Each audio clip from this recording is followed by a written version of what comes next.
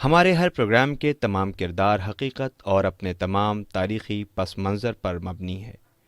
اس میں ہر طرح کے خیالی اور میتھیکل پہلوؤں سے پرہیز کیا گیا ہے، لیکن ویژول سچویشن کے اعتبار سے بعض جگہ پر اسکیچ ٹیکنک سے کام لیا گیا ہے، جو تصوراتی ہوتے ہوئے بھی حقیقت سے بہت قریب ہے۔ اور سارے پروگرام کے تمام تاریخی دستاویز قرآن مجید اور احادیث کے ساتھ ساتھ مختلف کتابوں سے لیے گئے ہیں، جو سند کے طور پر ہمارے پاس موجود ہے۔ خیمے میں ہر شہید کو لایا کیے حسین۔ بسم اللہ الرحمن الرحیم۔ ناظرین سلام علیکم، میں ہوں حسن آصف۔ در پنجیتن پر میرا سر جھکا ہے، ان آنکھوں سے اشکوں کا دریا بہا ہے۔ میرے دل میں یاد شہ کربلا ہے، عصیم اپنے مولا سے جو کچھ ملا ہے، اسے لوگ شہ کی عطا کہہ رہے ہیں۔ ناظرین، ہماری گفتگو کا آغاز ہوتا ہے ہمارے ساتھ موجود جناب غلام عباس صاحب کے ساتھ۔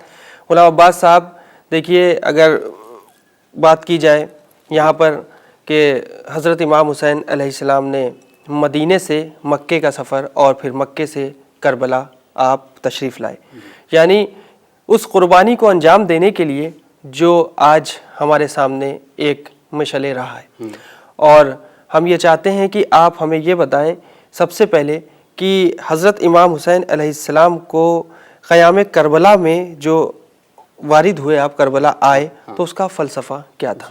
جی بسم اللہ الرحمن الرحیم۔ ولا تحسبن الذین قتلوا فی سبیل اللہ امواتا بل احیاء عند ربہم یرزقون۔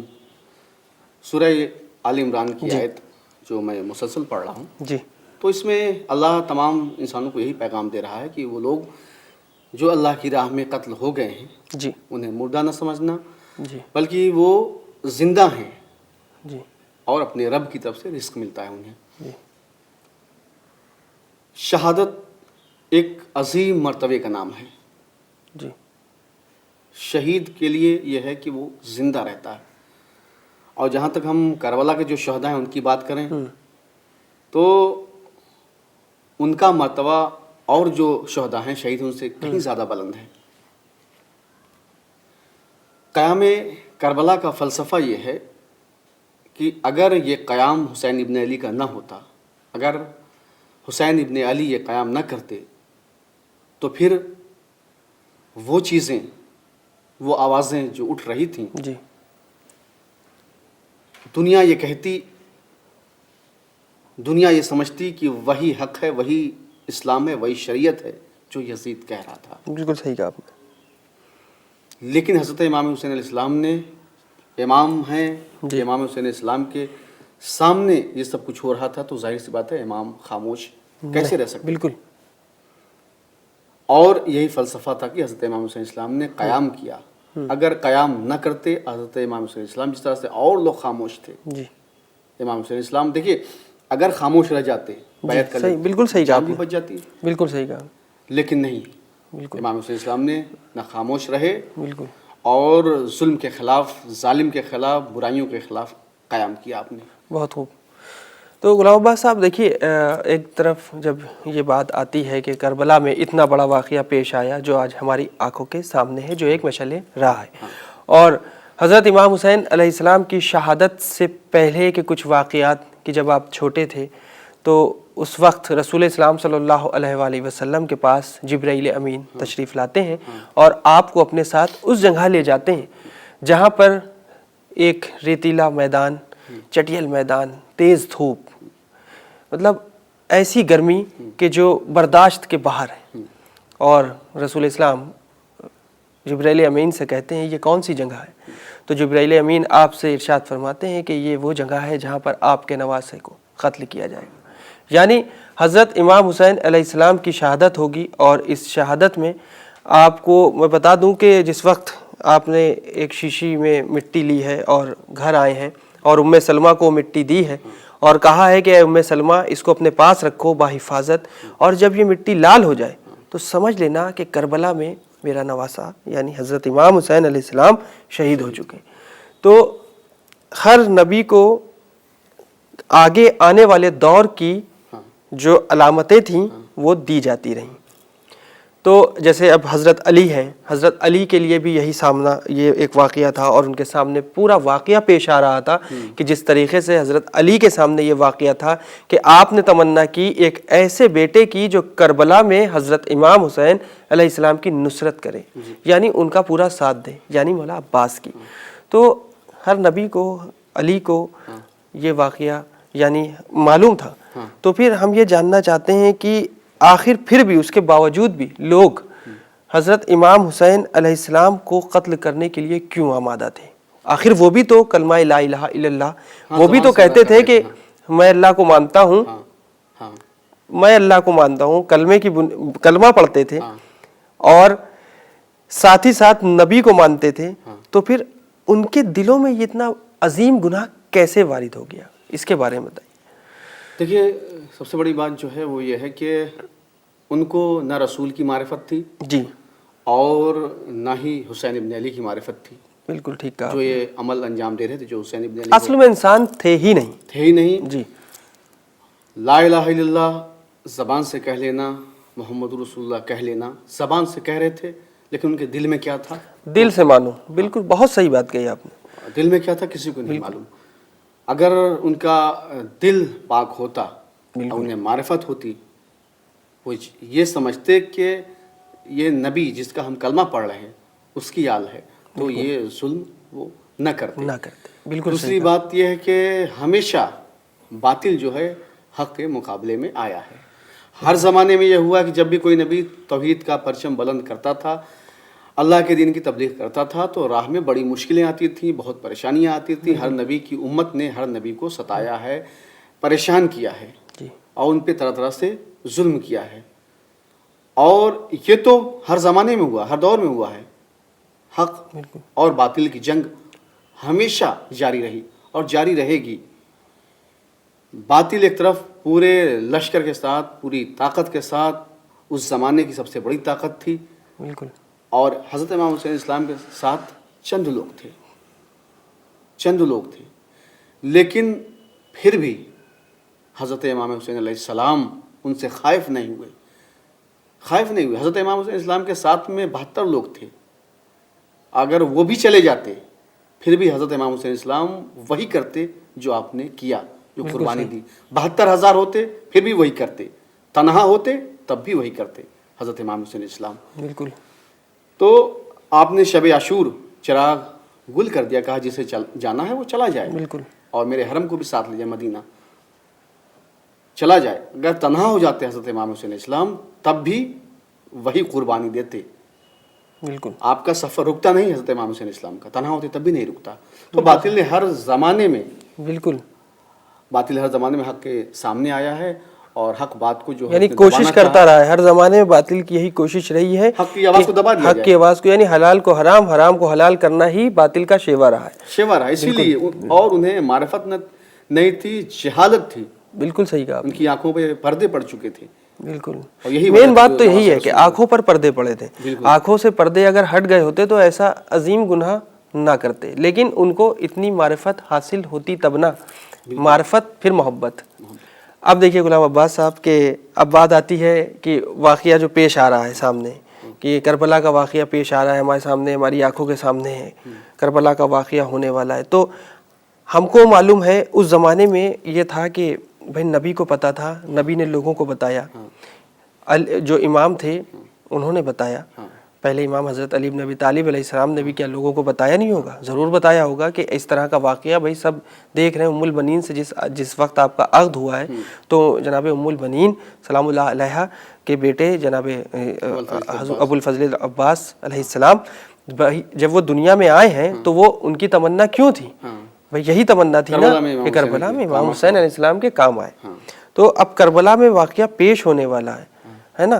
تو اب کیا وجہ تھی, ہم یہ جاننا چاہتے ہیں کہ کربلا کا واقعہ پیش آیا, پھر بھی اس کے باوجود بھی بھائی وہ چیز نہ ہوتی, لیکن اس کے باوجود بھی یہ واقعہ پیش آیا. دیکھیے, کربلا کا واقعہ جو پیش آیا اس کا سب سے بڑا سبب اور ریزن یہ تھا کہ اوائل اسلام میں جہاں بدر احد، خیبر، خندق، یہ ساری جنگیں واقع ہوئیں. جی تو یزید سے حضرت امام حسین علیہ السلام نے یہی پوچھا تھا جی کہ یہ بتاؤ تم مجھے کیوں قتل کر رہے ہو؟ جی کیا میں نے ان چیزوں کو حلال کیا ہے جسے رسول نے حرام کیا تھا، یا ان چیزوں کو میں نے حرام کیا ہے جسے رسول نے حلال کیا تھا؟ یعنی حلال محمدی کو حرام، حرام محمدی کو حلال کیا ہے. یعنی حلال محمدی کو حرام اور حرام محمدی کو حلال میں نے کیا ہے. کیا کیا ہے میرا گناہ کیا ہے کہ تم مجھے قتل کر رہے ہو؟ تو ان کا صرف ایک ہی جواب تھا کہ حسین، ہم تمہیں تمہارے باپ کی دشمنی میں قتل کر رہے ہیں. بغضیت میں، یعنی بغض میں قتل کر رہے ہیں. بالکل دشمنی میں قتل. یہ دشمنی تھی. یہ جو بدر اور پوری جنگ ہوئی ہے، یہاں سے لے کے یہاں تک کربلا تک آپ چلے آئیے، یہ دشمنی تھی. بھائی اگر جنگ ہوئی ہے، قتل ہوا آل ہے، عمران کی. جی بھائی جو بھائی علی کی ضربت میں جس کسی کا بھی سر آیا ہے، تو بھائی جنگ، یہ تو بھائی سیدھی سی بات تو یہ ہے کہ جنگ تو کبھی کسی امام نے کی نہیں. جنگ تو کی نہیں کی بالکل. ہمیشہ جب بھی دفاع کیا، جب بھی دیکھا دین کے اوپر کوئی ایسی مصیبت آئی تو مجبوراً تلوار اٹھانا پڑی ہے. تو بھائی حضرت علی بن ابی طالب علیہ السلام نے بھی جو تلوار چلی ہے تو منافقوں کے تو سر اڑے ہیں. کس کا سر اڑا ہے؟ منافقوں کا سر اڑا ہے. بھائی اگر غور کرنے والی بات ہے کہ جیسے آپ نے کہا رسول اسلام کا کلمہ پڑھنے والے، رسول اسلام کو ماننے والے بغضیت میں، یعنی حضرت امام حسین علیہ السلام یہ کہہ رہے ہیں ایک طرف، آپ کا ارشاد گرامی ہے حضرت امام حسین اسلام کا، آپ نے ملعون سے کہا، یزید سے کہا کہ بھائی مجھے کیوں قتل کرنا چاہتے ہو؟ تو یزید کا کیا جواب تھا کہ میں باپ کی دشمنی میں، تو تمہارے باپ کی دشمنی میں تمہیں قتل. تو تمہارے جو گھر والے تھے، جو لوگ موجود تھے اس ٹائم پہ جن کو قتل کیا گیا، وہ کس طرح کے تھے؟ بھائی تلوار کی ضرب کے نیچے، تلوار کے نیچے آنے والا حق تھا کہ باطل تھا؟ بالکل. بھائی آج اگر غور کیا جائے، حق اور باطل کی جنگ ہے نا. امام حسین علیہ السلام ختم ہو گئے، امام حسین علیہ السلام کا جو میسج ہے وہ باقی ہے، میسج باقی ہے. وہ لوگ ختم ہو گئے لیکن آج بھی زندہ ہے، ظاہری طور پر ختم ہو گئے، آج بھی زندہ ہے. میں نے وہ آیت پڑھی تھی، شہید کبھی نہیں مرتا ہے. تو غلام عباس صاحب ہم کو یہ بھی بتا دیجئے کہ آخر کی جو امام حسین اسلام کی قربانی ہے، آج اس کا جو دنیا میں جو ایک تصویر ہے، تو اس کی تصویر کیا ہے، اور لوگوں کے سامنے ہم اگر ہیں اس وقت موجود ہیں تو ہمیں کس طریقے سے لوگوں سے، ہمیں ضروری نہیں ہے کہ ہر جگہ پہ ہم شو کریں، ہر چیز کو شو کرنا ٹھیک نہیں ہے. آپ اس طریقے سے رہیے کہ آپ کے چہرے پہ سوگ ہونا چاہیے، سینے پہ ہاتھ ہونا چاہیے، نظریں نیچی ہونا چاہیے، آنکھوں سے اشک جاری ہونا چاہیے. صرف حسین ہے اور آپ ہیں، تو آپ سرخرو کر دیجئے اس جو شہادت ہے کہ دنیا میں آج کس طریقے سے ہم کو اس کو منانا ہے، مطلب منانا نہیں، سوری، کہ ہم کو اس کو کس طرح سے اس کے فرائض انجام دینا ہے. آپ اس کو بتائیں. دیکھیے حضرت امام حسین علیہ السلام کا جو پیغام تھا، جو میسج تھا، یہ کربلا جو واقع ہوئی ہے، کربلا اور حضرت امام حسین علیہ السلام کی قربانی نہ کسی دھرم اور مذہب کے لیے تھی، میں نے پہلے بھی عرض کیا، بلکہ قربانی دین کی بقا، شریعت محمدی کی بقا اور انسانیت کے لیے تھی. انسانیت کے لیے تھی. آپ کی جو قربانی تھی، جو جہاد تھا، وہ ظلم کے خلاف تھا، برائیوں کے خلاف تھا، جہالت کے خلاف تھا، اندھیروں کے خلاف تھا. اور دوسری بات انسانیت کی، اس سے بڑی اور مثال ہمارے سامنے کیا ہو سکتی ہے کہ جب آپ مکے سے روانہ ہو رہے تھے، بیچ راستے میں ہر کا لشکر ملا، پانی ہر کے لشکر کا ختم ہو چکا تھا. اگر ان کی زبانیں پیاس کی شدت سے باہر نکل آئی تھیں، ان کے جانوروں کی زبانیں باہر پیاس کی شدت سے نکل آئی تھیں، تو اگر حضرت امام حسین اسلام نے جب یہ منظر دیکھا چاہتے تو انہیں پانی نہ پلاتے، بالکل صحیح، خود بخود وہ مر جاتے. اس موقع پہ جب حضرت امام حسین اسلام نے کہا کہ انہیں پانی پلا دو، تو کسی نے کہا فرزند رسول، یہ تو ہمارے دشمن ہر کا لشکر ہے. تو اب امام حسین اسلام کا جملہ سنیے کہ امام حسین اسلام نے یہی کہا تھا کہ دیکھو یہ دشمن بعد میں ہے، انسان پہلے ہے، اسے پانی پلاؤ. یہ انسان پہلے ہے، دشمن بعد میں ہے. بہت خوب. کہیں انسانیت نہ مر جائے، اسے پانی پلاؤ. کیونکہ حسین ابن علی جانتے تھے، انہیں معلوم تھا پہلے انسانیت ہے، پانی پلاؤ. تو کربلا ہمیں انسانیت کا بھی درس دیتی ہے. بہت خوب. انسانیت کا درس دیتی ہے کربلا. بہت خوب. غلام عباس صاحب، آپ کی یہ جناب ہر والی جو بات ہے، اسی سے ہی ایک یاد آتا ہے واقعہ کہ جناب یہ ہر یزید ریاحی جس وقت یہ وہاں یزید سے نکل کر امام حسین علیہ السلام کی طرف آیا ہے. تو اسی کے لیے ایک شعر ہے کہ یہ بھی عصیم صاحب کا ہی شعر ہے کہ چلو اچھا ہوا حر آ گیا سرور کے قدموں میں، یزیدی فوج میں اب کون عزت دار باقی ہے. یعنی یہ شعر چوٹ مارتا ہے ان لوگوں کے لیے بھی کہ جس وقت ہزاروں کا لشکر تھا اس میں سے جو حضرت امام حسین علیہ السلام کے پاس آئے اور آ کر گھٹنوں کے بھل بیٹھتے ہیں اور ہاتھ جوڑتے ہیں، معافی مانگتے ہیں کہ اے حسین ابن علی ہمیں معاف کر دیجئے، ہمیں صحیح راہ مل گئی ہے، اب آپ ہمیں اپنے پاس رکھیے، ہم بھی آپ کے ساتھ اس شہادت میں شامل ہونا چاہتے ہیں. تو غلام عباس صاحب اب دیکھیے ٹائم کی نزاکت کو دیکھتے ہوئے، کیونکہ ٹائم بہت کم ہے اور اب ہمیں بھی اجازت لینا چاہیے، اور اس سے پہلے آپ جانتے ہیں کہ ایک چھوٹے چھوٹے سے پیغام ہوتے ہیں جو ابھی ہم نے اس سے پہلے پیغام دیا ہے کہ ہم عزاداری کو کس طریقے سے ہمیں کرنا ہے، یہ ہمارا فریضہ ہے. تو آپ بھی ایک پیغام دے دیجئے، پھر اس کے بعد ہم ودا لیتے ہیں. جی بالکل، میں اپنے ناظرین کو جو ہمارا یہ پروگرام دیکھ رہے ہیں انہیں بس ان سے اتنی ہی میری گزارش ہے کہ وہ حضرت امام حسین علیہ السلام کے بتائے ہوئے ان اصولوں پہ چلیں جو انسانیت کا راستہ ہے، توحید کا راستہ ہے اور نیکی کا راستہ ہے. اسی راستے پہ چلیں کیونکہ اسی راستے پہ فلاح و بہبود ہے، دنیاوی زندگی میں بھی اور آخرت کی بھی زندگی میں. تو حضرت امام حسین علیہ السلام نے جو یہ کہا کہ تم دوسروں کے ساتھ وہ عمل نہ کرو جو تمہیں اپنے اوپر برداشت نہیں. بالکل. یعنی ہم کسی کے ساتھ کوئی ایسا کام نہ کریں جس سے اسے تکلیف ہو. ہم کو یہ سوچنا چاہیے کہ جب ہمارے اوپر کوئی ظلم کرتا ہے، برا کام ہم سے برا سلوک کرتا ہے تو ہمیں تکلیف ہوتی ہے، ویسے ہی ہم دوسروں کے لیے بھی سوچیں اور ہمیشہ ہمیشہ سچائی اور ایمانداری کے راستے پہ چلیں. یہی حضرت امام حسین علیہ السلام کا پیغام تھا. بہت خوب. تو ناظرین اب ہمیں اور غلام عباس صاحب کو اجازت دیجیے، آپ سے پھر ملاقات ہوگی اگلے ایپیسوڈ میں. تب تک کے لیے خدا حافظ. خیمے میں ہر شہید کو لایا کیے